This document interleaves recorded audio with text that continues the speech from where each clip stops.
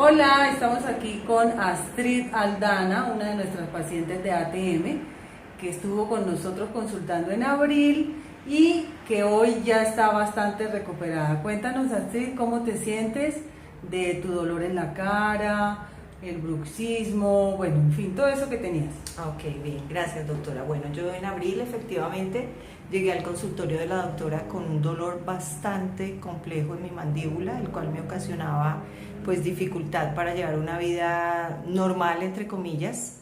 Me afectaba muchísimo el dolor en la boca y en la mandíbula y me generaba también otras situaciones que me afectaban mi vida diaria. Con el tratamiento la verdad he sentido un alivio, casi que diría que en un 80-90%. Y bueno, todavía falta un poco el tratamiento, pero la verdad he sentido un alivio enorme con el tratamiento completo de la doctora, tanto el manejo de la placa como el uso del dispositivo. Entonces pues me siento muy contenta y recomiendo que las personas realmente acudan y hagan el tratamiento para sentir un alivio y una mejoría y una mejor calidad de vida.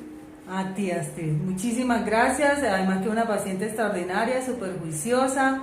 Y bueno, hemos trabajado con el posicionador articular y con el dispositivo de frecuencias terahertz, que también es una maravilla.